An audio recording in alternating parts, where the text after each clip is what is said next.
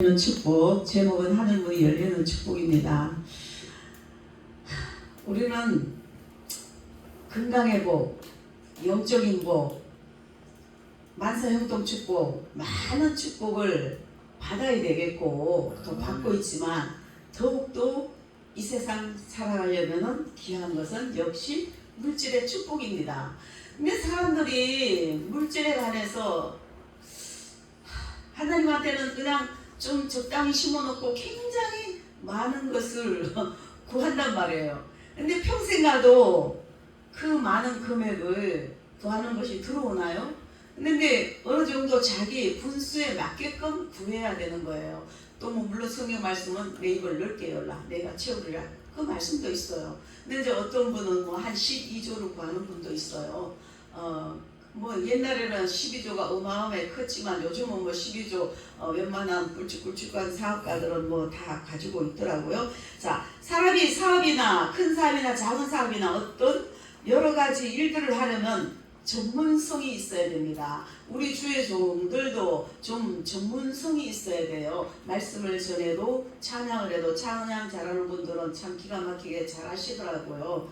근데 이제 아무튼 그 어떤 면에 전문성이 있는 것이 좋습니다.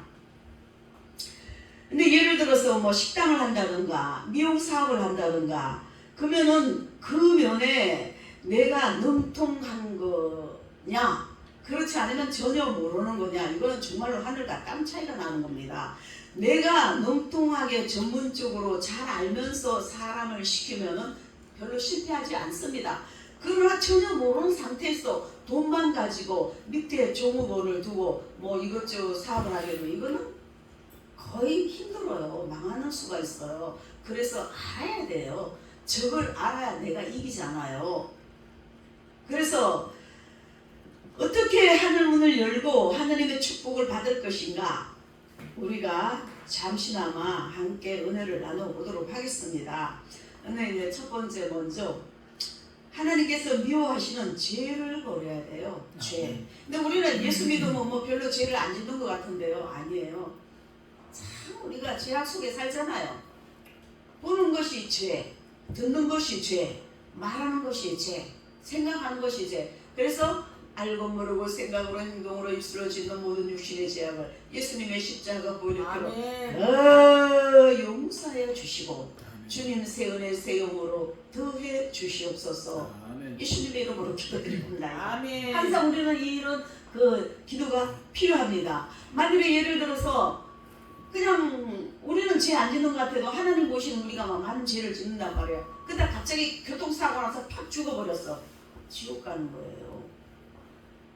우리가 충분한 죄를 다 죄인이니까 근데 회개가 항상 충분하게 돼 있어야 돼요. 우리가 항상 성령이가 충만해야 돼요. 그러니까 그냥 어떤 사람들은 그냥 병원에서 마취해서 깨어나지 못해서 죽는 거예요. 예수는 믿었어요. 지옥 가는 거예요. 그래서 순간적으로 팍 죽어버리면 회개할 기회를 잃어버리잖아요. 그래서 우리는 거기에 신경을 많이 써야 돼요. 그래서 항상 늘 성령의 은혜가 충만함으로 감사 기쁨과 충만한 마음으로 나가야 되는 겁니다. 제가 하나님과 사람 사이를 가로막고 있는 하나님께서는 하늘문을 안 열어요. 이사야서 59장 1절로 2절에 보면 여호와의 하나님께서 손이 짧아 구원치 못하심도 아니요 귀가 둔하여 듣지 못하심도 아니라 오직 이스라엘의 죄악이 하나님과 이스라엘 사이를 내었고 오늘날 우리가 이스라엘 백성이에요. 영적인 이스라엘 백성입니다. 이렇게 말씀은 지적하고 있습니다. 죄란 무서운 거예요. 진짜로 하나님께서 도와주시고 싶어도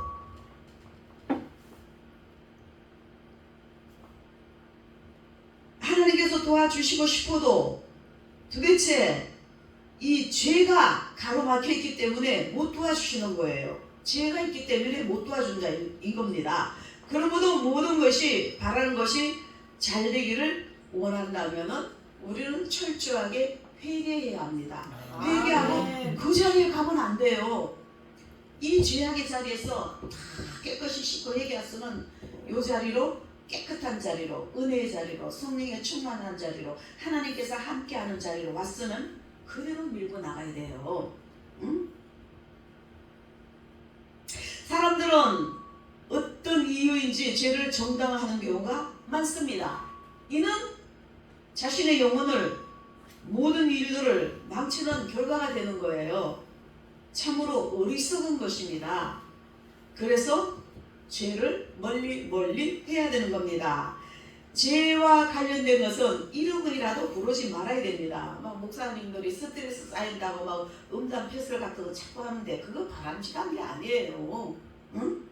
음행과 온갖 더러운 것과 탐욕은 너희 중에서 그 이름이라도 부르지 말라 그랬습니다. 에베소서 5장 3절에. 자, 두 번째, 하나님의 것을 하나님께 드려야 됩니다.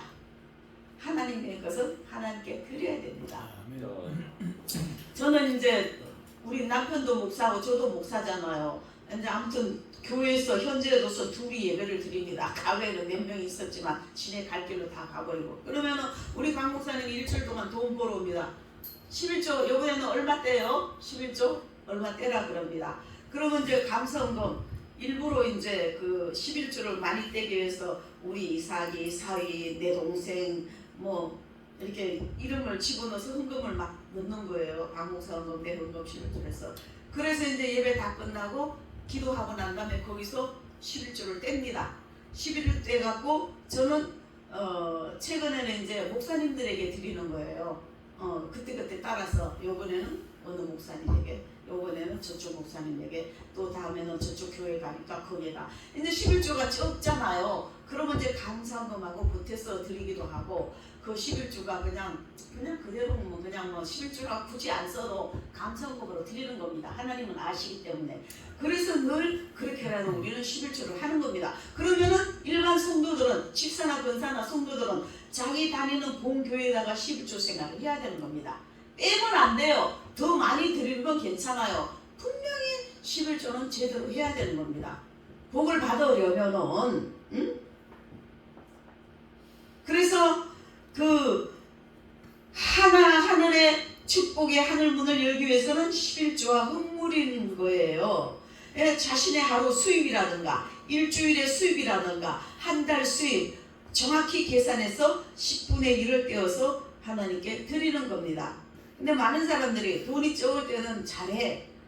1000만원 그럼 100만원 10을 줘야 되잖아요.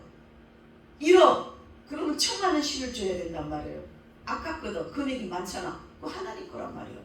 근데 그거 아깝다고 안 하게 되면 나중에 그 몇 배로 달아나는 겁니다. 신경 써야 돼요.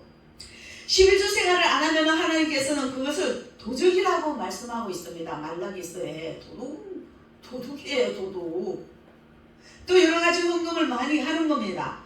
감사헌금, 건축헌금, 특별헌금, 회개헌금, 시생예물, 일천번제. 제가 이제 이따가 일천번제 드린 걸 좀 말씀드리겠어요. 그래서 이런저런 많은 헌금을 하는 겁니다. 성교헌금, 구제헌금 하나님께 드리는 거예요. 그럼 많은 사람들이 11조 드리면 목사님이 쓰잖아, 목사님이 먹잖아. 그렇게 생각하면 안 돼요. 교회를 운영하기 위해서 목사님이 쓰든 먹든 교인들에게 나눠주던 하늘나라에 쌓는 거예요. 하나님께 드린 겁니다. 그게 하나님께 드린 거예요. 그래서 하늘나라에 쌓아서 하늘나라에 나의 왕국과 같은 집을 점점 지게 만들고 자꾸만 하나님 앞에 하는 것이 있어야 재료가 하늘나라로 올라가서 내 집을 짓는 거지. 대골과 같은 황금보석으로 빛나는 거대한 집을 짓는 거지. 안 그러면은 뭘로 하늘나라 저거래요. 그냥 구원만 받고 말 겁니까? 그래서 어떤 뭐 하늘나라에 갔다 온 분이 말씀하시기를 너무나도 하늘나라에 집 없는 사람이 많다는 거예요. 그러면 그런 사람들은 단체 생활을 한다 그러더라고요. 그래서 하나님께 드려서 하늘의 보화를 쌓아 놓아야 합니다. 하늘나라에 드리는 것은 영원한 겁니다. 영원한 거예요. 어떤 분은 뭐 100원을 드리면 뭐 1000억 정도 드린 걸로 저거 한다고 그러는데 저는 그것까지는 모르겠어요. 아무튼 하나님은 엄청나게 크게 역사를 해주시는 겁니다. 우리 심는 것에 비해서.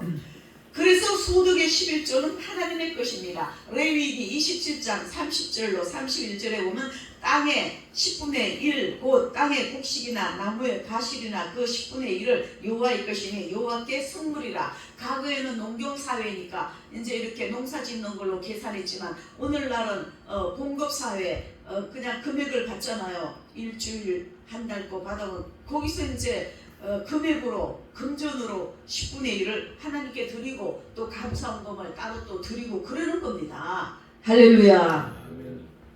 하나님께서는 즐거운 마음으로 드리는 자를 사랑하십니다.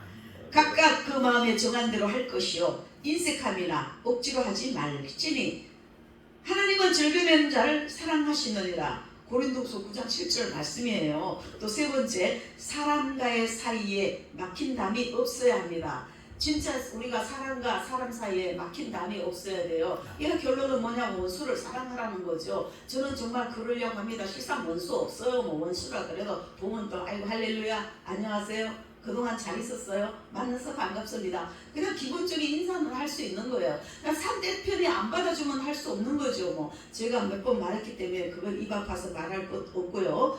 축복의 하늘문을 열기 위해서는 사람과 사람 사이에 막힌 담이 없어야 되는 겁니다. 그래서 마태복음 5장 23절로 24절에 보면 그러므로 예물을 제단에 드리다가 거기서 내 형제에게 원망 들을 만한 일이 있는 줄 생각나거든 예물을 제단에 앞에 두고 먼저 가서 형제와 화목하고 그 후에 와서 예물을 드리라. 그러니까 우리가 인간 관계에서 항상 화목해야 되는 거예요. 그냥 이게 성경적이고 하나님이 원하시는 것 있잖아요. 그래서 위로는 하나님을 사랑하고 옆으로는 내 이웃을 내 몸과 같이 사랑하라. 자기 몸 사랑하면 이웃도 네 몸 사랑하는 것만큼 사랑하라 이겁니다. 할렐루야. 형제와 담이 막혀 있으면 축복의 하늘문이 안 열리는 겁니다. 그래서 부부간에 불화가 있다든가 하면 또 안 되는 거예요. 이것도 또한 풀어야 돼요.